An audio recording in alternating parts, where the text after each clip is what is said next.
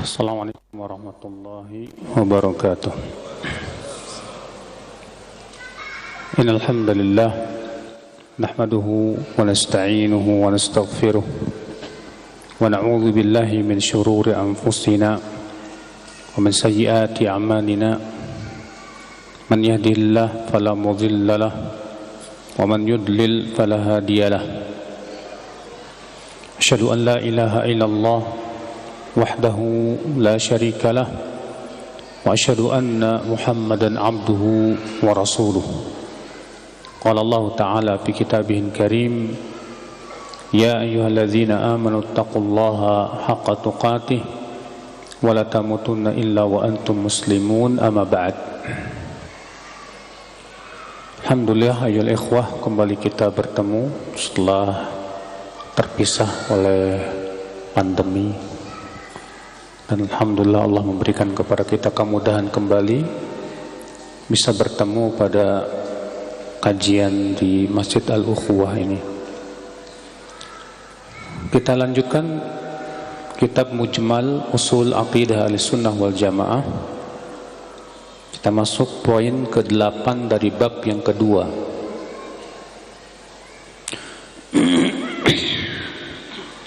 Al-imanu bil yaumil akhir, beriman kepada hari akhirat. Wa kullu ma sahha fihi minal akhbar, dan semua yang telah sahih dari khabar, dari dalil. Wa bima yataqaddamuhu minal alamati wal asyrab, dan tanda-tanda hari kiamat yang mendahuluinya. Akhal Islam, beriman kepada hari akhirat adalah merupakan perkara yang rukun iman yang keenam, di mana seseorang tidak sah keimanannya kecuali dengan ini. Kita yakin dan wajib yakin bahwa setiap kita pasti akan kembali kepada Allah Azza wa Jalla, dan kita akan dibangkitkan, dan kemudian kita akan diberikan oleh Allah balasan di hari akhirat.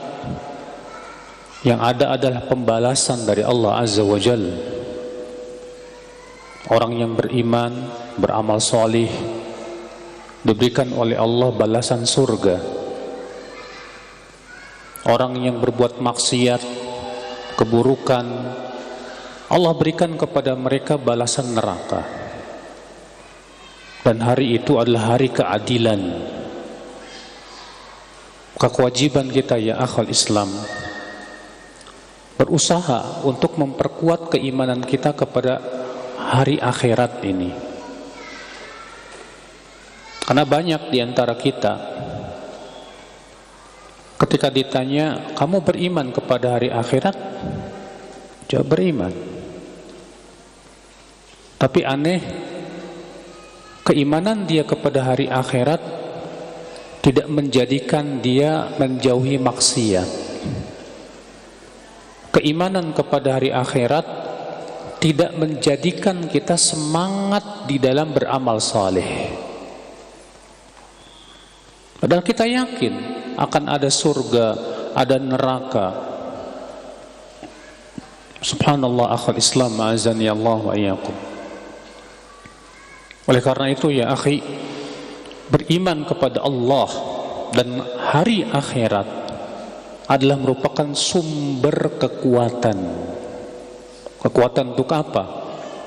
Untuk menjalankan perintah-perintah Allah dan Rasulnya, dan meninggalkan larangan-larangan Allah dan Rasulnya. Allah berfirman, laqad kana lakum fi rasulillahi uswatun hasanah liman kana yarjullaha wal yawmal akhir wa dzakarallaha katsira. Sungguh telah ada pada diri Rasulullah SAW suri tauladan yang baik. Tapi bagi siapa? Apakah setiap orang bisa menjadikan Rasulullah sebagai suri tauladan? Tidak. Siapa yang bisa menjadikan Rasulullah sebagai suri tauladan? Allah mengatakan liman kana yarjullah, bagi orang yang mengharapkan Allah wal yaumil akhir, dan kehidupan akhirat. Tapi yang mampu menjadikan Rasulullah sebagai suri tauladan, mereka hanya orang-orang yang beriman dan mengharapkan Allah dan kehidupan akhirat. Adapun orang yang mengharapkan dunia dan tidak mengharapkan kehidupan akhirat, dia tidak akan bisa menjadikan Rasulullah sebagai suri tauladannya. Karena keimanan kita kepada hari akhirat, itulah yang memberikan kekuatan kita untuk sabar menghadapi berbagai macam ujian dan cobaan. Coba antum melihat, ada orang yang diberikan oleh Allah ujian berat, tapi ia sabar, Masya Allah. Ketika ditanya, kok kamu bisa sih sabar, padahal ujian kamu berat sekali? Apa jawabnya, Pak? Saya berharap pahala di sisi Allah. Kenapa dia bisa sabar? Karena ia beriman kepada Allah dan kehidupan akhirat. Orang kaya raya yang diberikan oleh Allah kenikmatan, kemudian dia bersyukur kepada Allah, dia gunakan kekayaannya di jalan Allah untuk berinfak, membantu fakir miskin, membantu orang-orang susah. Padahal dia mencari kekayaan dengan peluhnya, dia mencari kekayaan dengan kelelahan, tapi kemudian ia berikan cuma-cuma kepada fakir miskin, ia berikan secara gratis kepada orang-orang susah. Mungkin menurut para pecinta dunia akan berkata apa? Kamu ngapain cari dunia capek-capek, kemudian kamu berikan secara cuma-cuma kepada fakir miskin? Ngapain? Mendingan kamu nikmati aja buat diri kamu sendiri. Tapi orang yang beriman kepada hari akhirat tidak. Ya, saya lelah memang mencari harta, dan saya berikan kepada fakir miskin karena saya berharap yang lebih besar dari itu. Apa itu? Surga. Masya Allah. Lihat saudaraku, keimanan kepada hari akhirat menimbulkan kedermawanan di hati.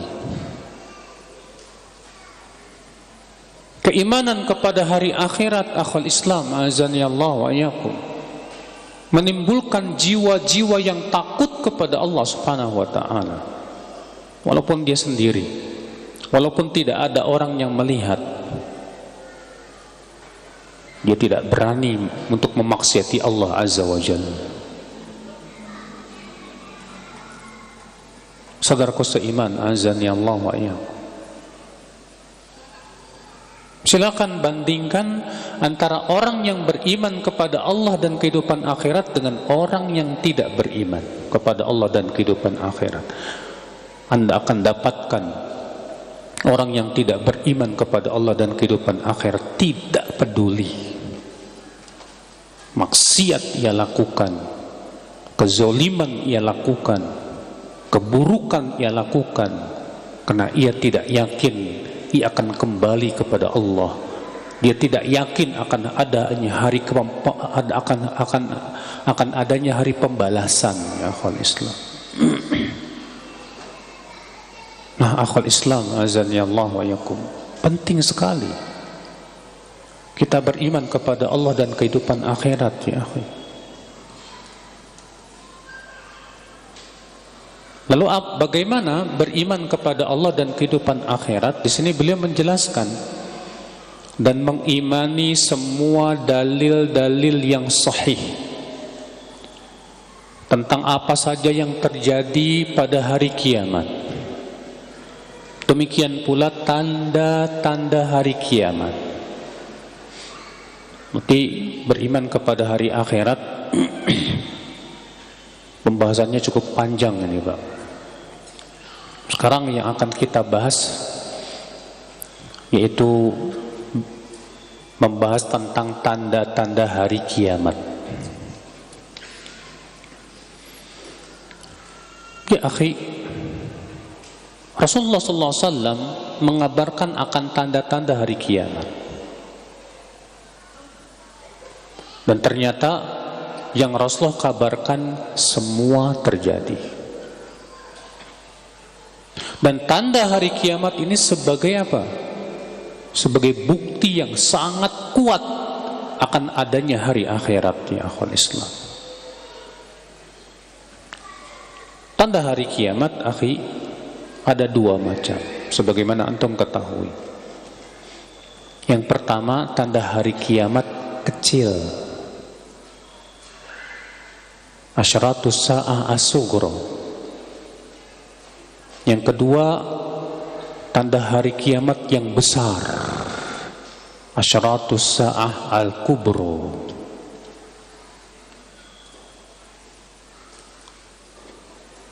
Sekarang kita bahas yang pertama, yaitu tanda hari kiamat yang kecil. Tanda hari kiamat yang kecil dibagi oleh para ulama menjadi 3 bagian.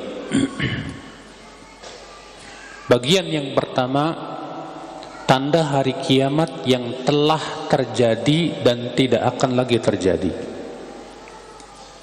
Tanda hari kiamat yang telah terjadi dan tidak akan lagi terjadi.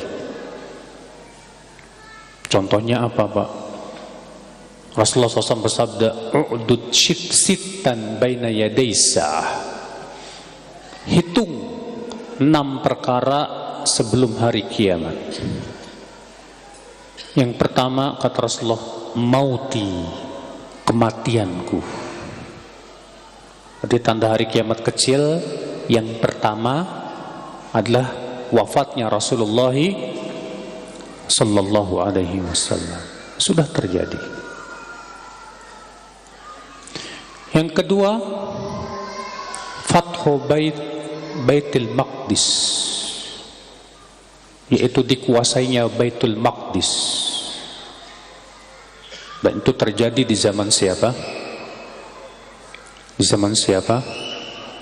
Umar bin Khattab radhiyallahu anhu ardah. Yang ketiga, wabah di Syam, yaitu wabah penyakit ta'un yang dikenal dengan ta'un Amwas, yang di situ banyak kaum muslimin meninggal dunia, sekitar 25.000 kaum muslimin, di antaranya sebagian sahabat Nabi Shallallahu Alaihi Wasallam seperti Sa'ad bin Abi Waqqas dan yang lainnya. Di antara tanda hari kiamat, akhwal Islam, yang telah berlalu dan tidak akan terjadi lagi, yang Rasulullah kabarkan,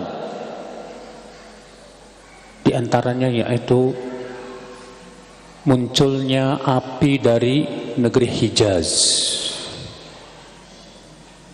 Dalam hadis yang sahih Rasulullah bersabda, "Satakhruju narun min ardil Hijaz." Akan keluar api yang sangat besar dari negeri Hijaz. Tudhi'u a'naqal ibil bi Busra. Saking besarnya, ya. Saking besarnya api tersebut sampai-sampai menyinari unta-unta yang ada di negeri Busra. Busra itu Syam. Dan ternyata itu sudah terjadi di tahun 654 Hijriah, di zaman Imam Nawawi. Dan Al-Imam Ibnu Katsir pun menceritakan tentang kisah itu. di mana di awal sebelum keluarnya api itu terjadi gempa bumi yang dahsyat, Pak, selama 3 hari lamanya di kota Madinah. Sampai-sampai penduduk kota Madinah saat itu menganggap akan terjadi hari kiamat. Setelah 3 hari terjadi gempa bumi, tiba-tiba muncul api yang sangat besar di Harrah Syarqiyah selama sebulan lamanya. Terjadi apa yang Rasulullah kabarkan, ya akhwal Islam, azani Allah wa yakum. Di antara tanda hari kiamat telah terjadi yaitu perang melawan Mongolia, di mana Rasulullah SAW sudah mengabarkan, kata Rasulullah SAW, qatiluna qauman sigharal a'yun, nanti kalian akan berperang melawan suatu kaum yang matanya kecil, ya. Dan itu sudah terjadi, di mana Rasulullah mengabarkan bahwa nanti mereka itu akan menguasai kaum muslimin, lalu kemudian kaum muslimin berhasil memukul mundur. Dan perang yang sangat terkenal sekali, kaum muslimin menang melawan Tartar, itu perang Ainul Jalut. Kalau antum baca sejarahnya dan bagaimana dahsyatnya perang Ainul Jalut, luar biasa, Pak. Kaum muslimin menang melawan Tartar. Nah, ini bagian yang pertama, yaitu tanda hari kiamat kecil yang sudah terjadi dan tidak akan terjadi. Tidak akan terjadi lagi maksudnya. Bagian yang kedua yaitu tanda hari kiamat yang sedang terjadi. Tanda hari kiamat yang sedang terjadi. Dan kita melihat dengan mata kepala kita, Pak. Apa di antara tanda hari kiamat yang sedang terjadi? Kata Rasulullah SAW, di antara tanda hari kiamat, kathratuz zina, banyak perzinahan. Dan antum lihat banyak tidak perzinahan di zaman sekarang, Mas. Kata Rasulullah juga apa? Di antara tanda hari kiamat, kathratul harj, al-qatl, banyaknya pembunuhan. Kita lihat, Pak, di negeri kita saja hampir setiap hari ada saja pembunuhan. Belum lagi di negeri-negeri yang lainnya. Di antara tanda hari kiamat, kata Rasulullah, kasratuz zalazil, banyak gempa bumi. Antum kalau nginstall aplikasi BMKG, Pak, BMKG, tiap hari ada aja gempa bumi di negeri kita. Dan itu tanda hari kiamat, akhwal Islam. Di antara tanda hari kiamat, munculnya mobil. Rasulullah sudah mengabarkan itu. Iya. Yang disebutkan dalam hadis bahwa Nabi SAW mengatakan akan muncul, kata Rasulullah SAW, kendaraan yang memiliki beberapa pelana, maksudnya beberapa tempat duduk. Kata Syekh Albani, maksudnya mobil. Ternyata Rasulullah sudah mengabarkan di antara tanda hari kiamat, munculnya wanita-wanita yang berpakaian tapi telanjang, tapi merecet, kesempitan, ya. Kita lihat di zaman sekarang, Masya Allah, Subhanallah. Kata Rasulullah, mereka melenggak-lenggok dan rambutnya bagaikan punuk-punuk unta. Subhanallah. terjadi seperti yang Rasulullah SAW kabarkan kepada kita. Di antara tanda hari kiamat kata Rasulullah, taqarabul aswaq, dekatnya pasar. Dekatnya apa? Pasar. Di HP antum ada pasar tuh Pak. Ada Shopee, Tokopedia, itu deket banget. Antum gak usah pergi ke mall, di rumah tinggal belanja. Dekatnya pasar, Masya Allah. Terjadi seperti yang Rasulullah kabarkan ya. Masya Allah. Ikhwatul Islam, azani Allah wa iyyakum. Kemudian bagian yang ketiga, tanda hari kiamat kecil yang belum terjadi. Tanda hari kiamat kecil yang belum terjadi. Apa itu contohnya? Rasulullah mengabarkan jumlah laki-laki dan wanita 1:50. Jumlah laki-laki dan wanita 1 berapa? 50. Bayangkan. Sekarang aja mungkin bisa dikatakan 1:3 atau lebih. Dan terus akan bertambah sampai laki-laki itu sedikit jumlahnya. Wanita banyak sekali jumlahnya, Masya Allah. Di antara yang belum terjadi apalagi? Perang, ya. Di mana Rasulullah SAW mengabarkan nanti satu salihun Rum, kalian akan berdamai dengan Romawi, Eropa, untuk memerangi suatu kaum. Rasul tidak sebutkan kaum yang mana, kita tidak tahu. Kemudian setelah menang kaum muslimin bersama Romawi melawan kaum tersebut, tiba-tiba orang-orang Romawi membatalkan perdamaian dengan kaum muslimin. Kemudian terjadilah perang dahsyat antara Islam dengan kaum Romawi, yang kemudian berakhir dikuasainya Konstantinopel untuk kedua kalinya. Dikuasainya Konstantinopel untuk keberapa? Kedua kalinya. Di mana Rasulullah mengabarkan bahwa yang akan menguasai Konstantinopel nanti, ya, itu dari kalangan Banu Ishaq. Dari kalangan Banu Ishaq, bukan Banu Ismail. Dari kalangan Banu Ishaq.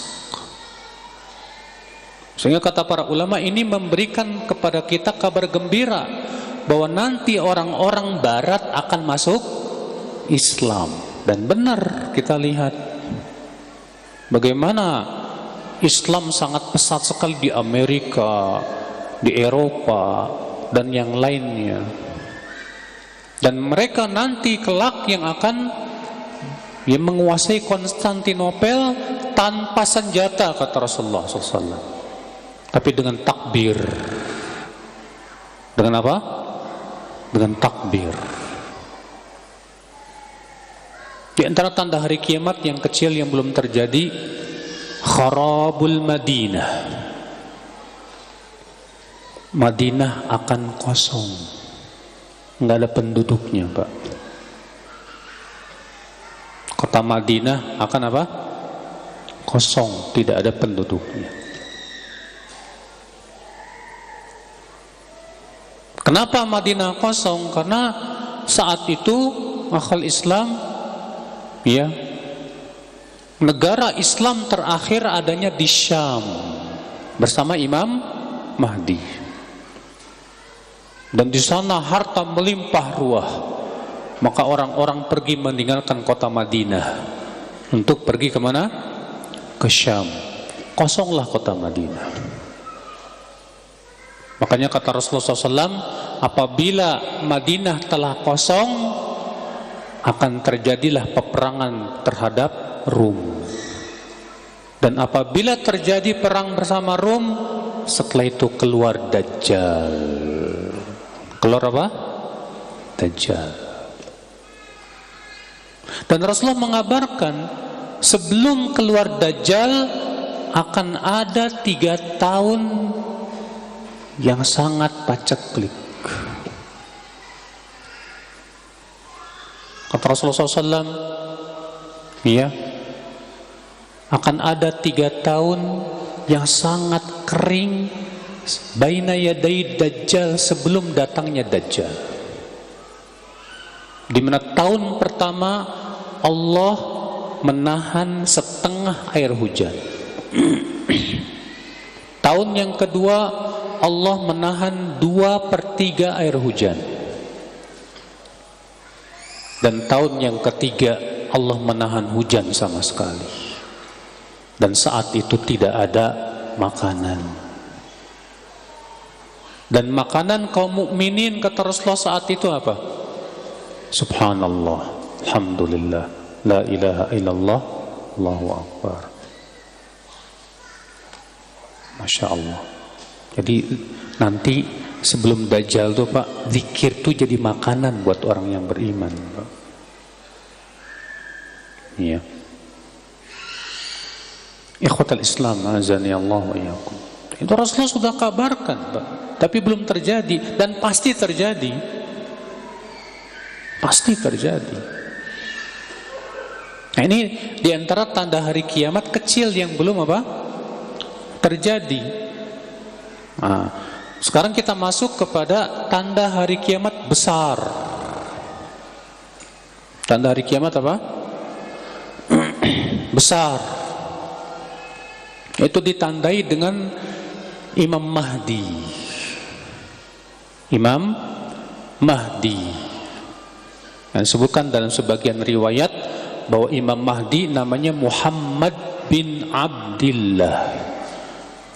Namanya sama dengan nama Rasulullah, dan nama ayahnya sama dengan nama ayah Rasulullah sallallahu alaihi wasallam. Dan disebutkan dalam riwayat Imam Mahdi itu keturunan Al-Hasan bin Ali bin Abi Thalib radhiyallahu anhu. Kata Rasulullah SAW, ya sayamla'u al-arda qistan, dia akan memenuhi bumi ini dengan keadilan. Kama muliat jauran, sebagaimana sebelumnya bumi dipenuhi oleh kezoliman. Sehingga dijadikan dalil oleh para ulama, tanda dekatnya keluarnya Imam Mahdi apa? Ketika dunia ini sudah dipenuhi oleh kezoliman. Di mana-mana dizolimi, terutama kaum muslimin, Pak. Dan kita lihat kaum muslimin dizolimi di mana-mana sekarang. Di India dizolimi, ya di Libya dizolimi, di Irak dizolimi, di mana-mana dizolimi. Akhul Islam, azani Allah wa iyyakum.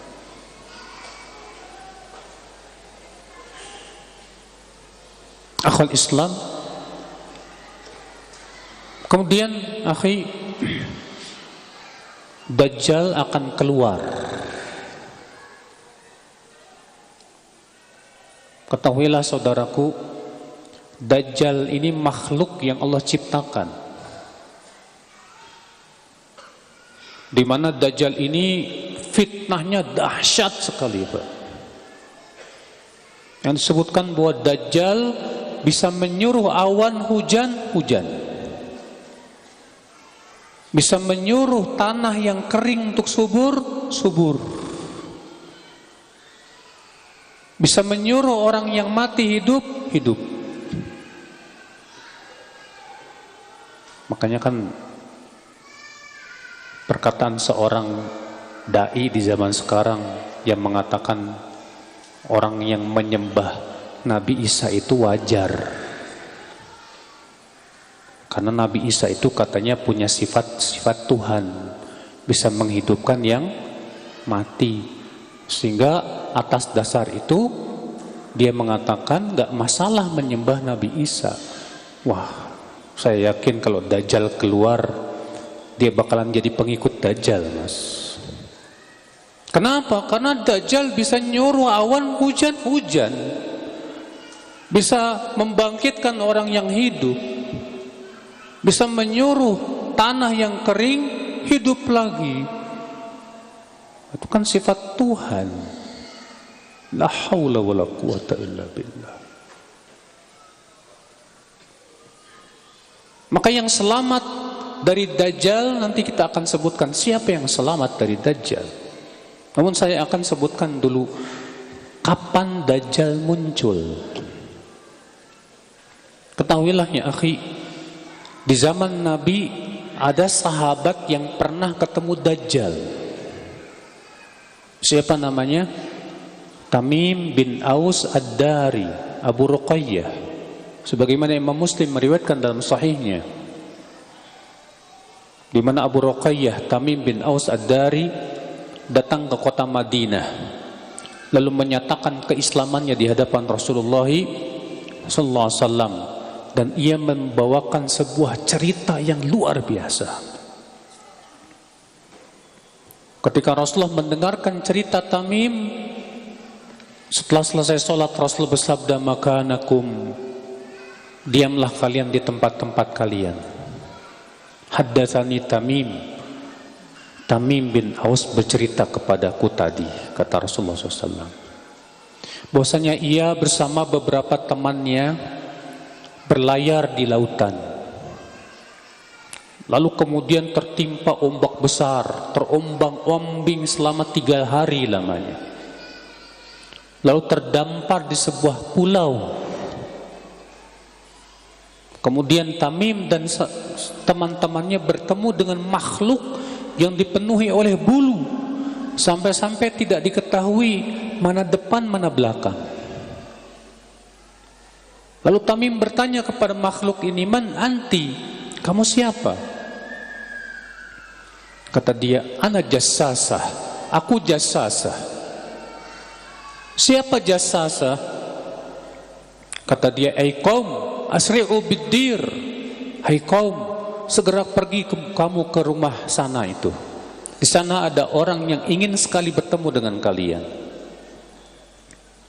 Maka Tamim bersama teman-temannya pun pergilah ke rumah tersebut.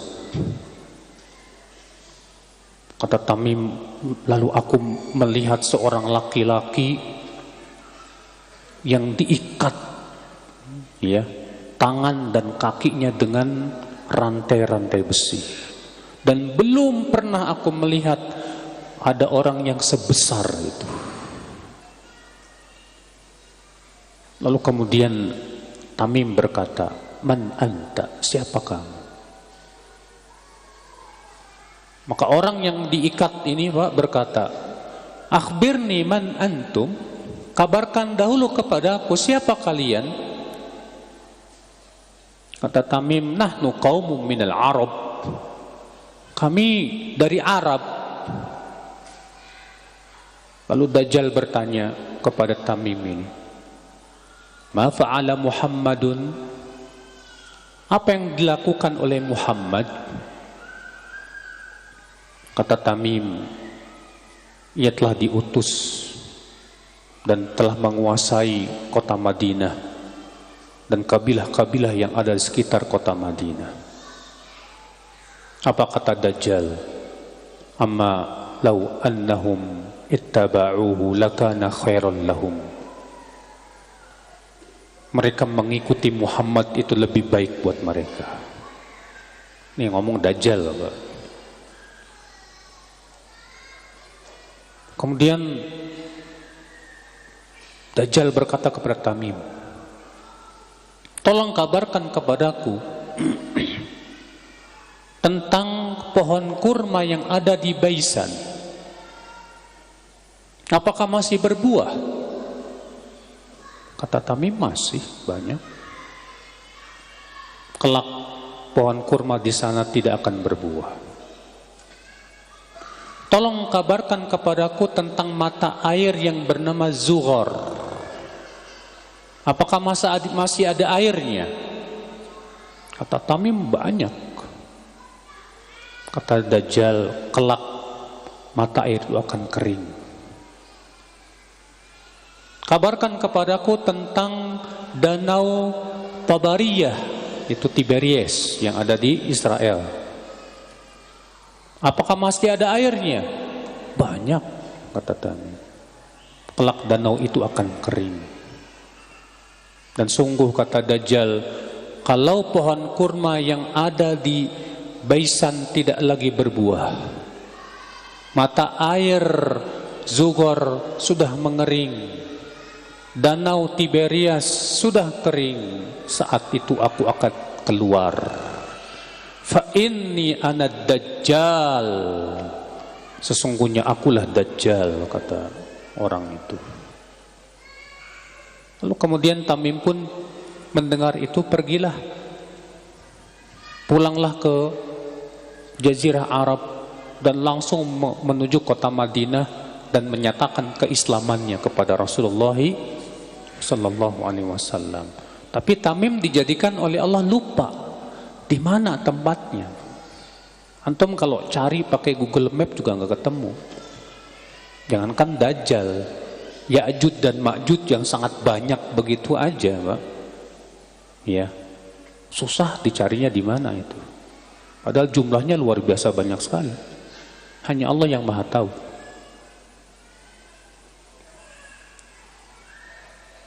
Dajjal, akhwal Islam, akan keluar, kata Rasulullah SAW, di mana? Di Khurasan. Di mana? Di Khurasan. Khurasan itu di mana, Pak? Iran. Kalau antum lihat peta Iran, Khurasan itu masuk Iran dan sebagian lagi Israel. Di sebuah tempat namanya Yahuda,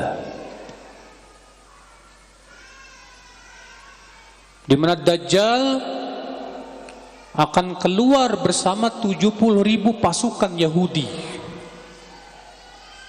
70.000 pasukan Yahudi mengikuti Dajjal. Dan Dajjal kemudian, kata Rasulullah, berkeliling dunia, di mana ia berjalan secepat angin.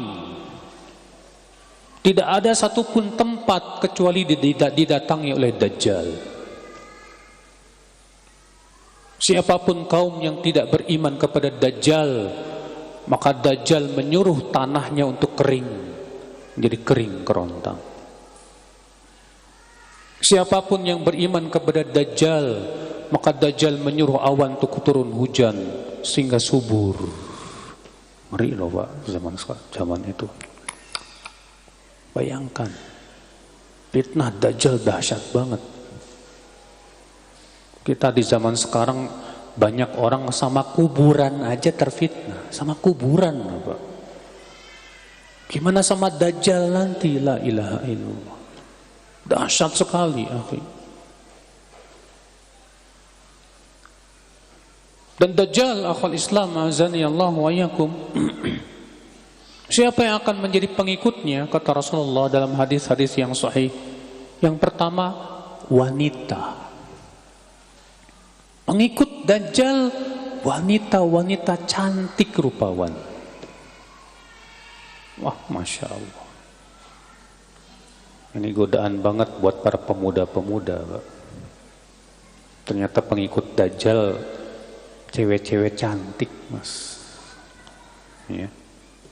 Siapa lagi? Yahudi. Siapa lagi? Orang-orang Arab Badui yang bodoh. Yang jelas, kata para ulama, orang-orang yang bodoh terhadap agama yang dibawa oleh Rasulullah SAW, mereka-mereka yang akan menjadi pengikut siapa? Dajjal, la'natullahi alaih. Di mana Dajjal akan hidup di dunia 40 hari. Hari pertama panjangnya sama dengan 1 tahun. Lalu ada seorang sahabat bertanya, wahai Rasulullah, hari yang panjangnya sama setahun itu sholatnya gimana? Kata Rasulullah, tetaplah kalian sholat seperti biasa, tapi perkirakan sendiri oleh kalian.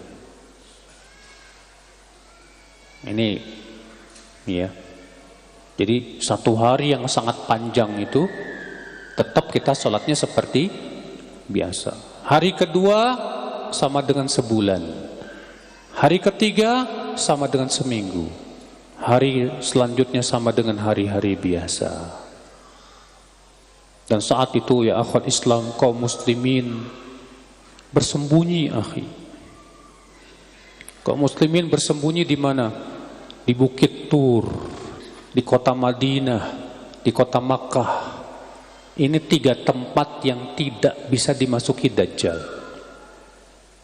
Yang pertama Makkah, yang kedua Madinah, dan yang ketiga Tur. Jadi kaum muslimin bersama Imam Mahdi bersembunyi di Bukit Tur di sana, di perbukitan di sana. Lalu kemudian Dajjal mengepung kota Madinah. Dan Dajjal tidak bisa keluar, tidak bisa masuk ke kota Madinah karena setiap lorong-lorong kota Madinah dijaga oleh malaikat yang menghunuskan pedang-pedangnya. Ketika kota Madinah itu dikepung oleh Dajjal, tiba-tiba kata Rasulullah kota Madinah berguncang. Lalu keluarlah orang-orang munafiknya untuk menjadi pengikut siapa? Dajjal. Akhul Islam azani Allah wa iyyakum. Jangan sekali-kali kita membuka ya website yang penuh syubhat di situ. Karena hati kita ini lemah, sedangkan syubhat itu menyambar. Kemudian juga Nabi menyuruh kalau qadarullah kita ketemu Dajjal, bacakan 10 ayat pertama dari surat Al-Kahfi. 10 ayat pertama dari surat Al-Kahfi. Siapa yang sudah hafal? Antum hafal? Siapa yang belum hafal? Siapa yang belum hafal? Kayaknya rata-rata belum hafal. Terus kalau qadarullah ketemu Dajjal gimana? Gampang Ustaz, saya bacain mushaf. Kalau mushafnya diambil gimana? Iya, sekarang juga ngapalin mas. Karena kita nggak tahu kita bakalan ketemu Dajjal atau tidak. Mungkin kita termasuk yang ketemu Dajjal. Semoga tentunya ya Allah lindungi kita dari Dajjal. Di antaranya juga akhi agar kita selamat dari Dajjal membaca doa sebelum salam. Allahumma inni a'udzubika min azabi jahannam wa min adzabil qabr wa min fitnatil mahya wal mamat wa min syarri fitnatil masihid dajjal. Nabi menganjurkan ini. Setiap sholat sebelum salam baca itu. Supaya apa? Supaya Allah lindungi kita dari apa? Dajjal. Ikhwatal Islam azani Allah wa yakum. Kemudian jangan tertipu oleh fitnahnya yang dahsyat. Karena fitnah Dajjal ini ngeri, Pak. Sudah kita sebutkan.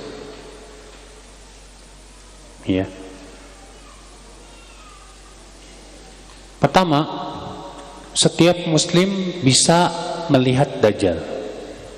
Setiap muslim bisa melihat apa? Dajjal. Kenapa? Karena setiap hanya muslim yang bisa membaca di jidatnya kafaro, kafir.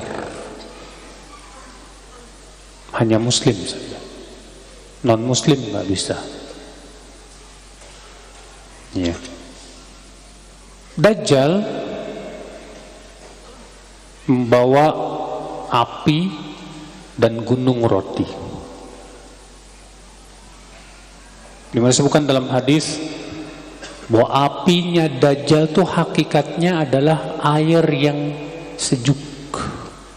Maka kata Rasulullah, kalau kalian bertemu dengan Dajjal dan disuruh untuk memilih antara api atau air, maka masuklah kepada apinya Dajjal, karena apinya Dajjal itu hakikatnya air yang menyejukkan.